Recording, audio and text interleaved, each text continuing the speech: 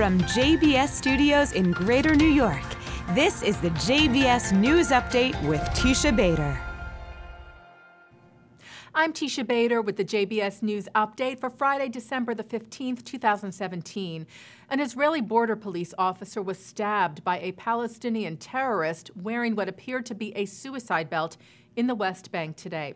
The incident took place during a violent protest in the city of Ramallah, when, according to Israel police, a terrorist approached border police officers who were responding to a riot in the area and stabbed one of them.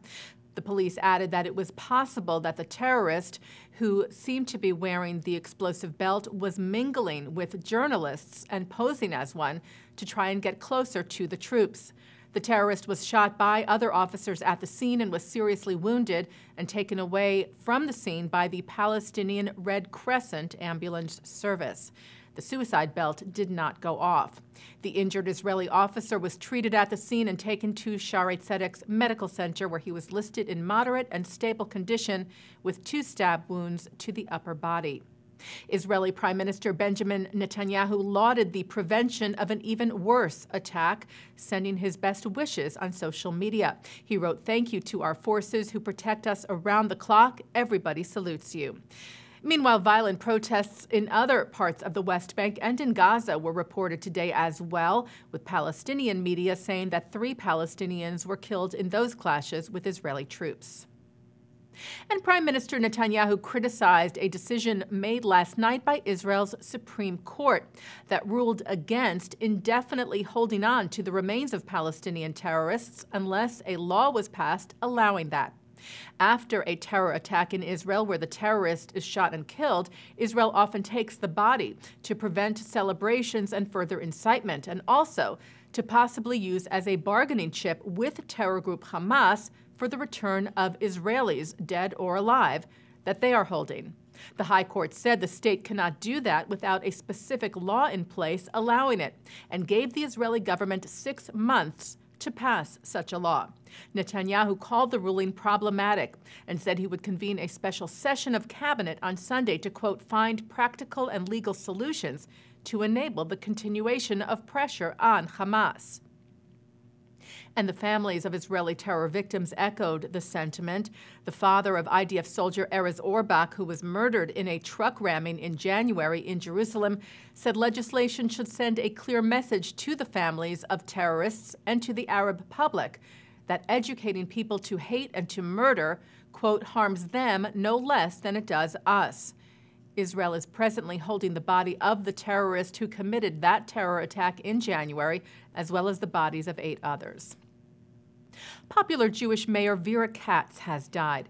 Katz, who was born in Germany, fled the Nazis with her family as a child, ultimately coming to New York. She first got into politics in 1968 when she joined the late Robert F. Kennedy's presidential campaign, and from there went on to become Oregon's first female Speaker of the House and Portland's longest-serving female mayor, leading the city for 3 terms. She died Monday at the age of 84 after a long battle with leukemia. The critically acclaimed Israeli film Foxtrot has made the shortlist for the Oscar for Best Foreign Language Film.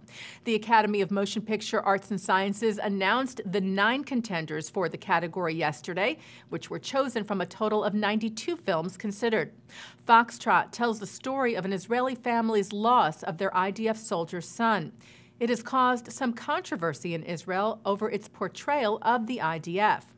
Foxtrot won the Silver Lion at this year's Venice Film Festival, and it is Israel's first nominee to make it to the Oscar shortlist since 2011, when Joseph Ceder's Footnote made the cut.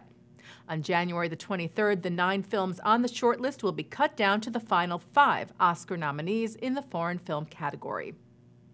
While Jerusalem is readying for Christmas, the city's municipality has been hanging Christmas lights and flags in predominantly Christian neighborhoods this week and preparing for Christmas pilgrimages and processionals. Next week, the municipality will distribute some 150 free Christmas trees to its Christian residents. Christmas trees are also being given out by Keren Kayemet LeYisrael Jewish National Fund for a small fee. Israeli basketball star Omri Caspi celebrated a win and the third night of Hanukkah on the court at the Oracle Arena in Oakland, California last night.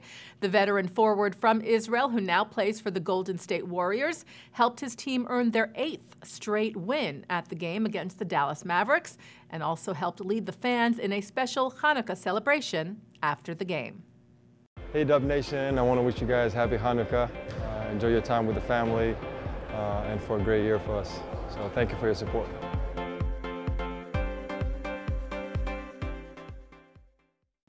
And tonight, on Hanukkah's fourth night, special programming for you on JBS includes a Hanukkah concert by the Maccabees at 7:30 and celebrity Hanukkah messages at 10. In other programming tonight, live Shabbat services are coming up at 6 o'clock from New York City's Central Synagogue. At 8 o'clock, comic, actor, and writer Alan Zweibel speaks at the 92nd Street Y. At 9, it's a look at the life and work of Rabbi Avi Weiss with the documentary Righteous Rebel. And at 10:30, it's Muzika with Israeli singer Ivri Lieder. And coming up right after this newscast tonight at 5:30, a look at this week's Torah portion with Rabbi Shlomo Riskin. And that's the JBS News Update for Friday, December the 15th, 2017. I'm Teisha Bader. Happy Hanukkah and Shabbat Shalom.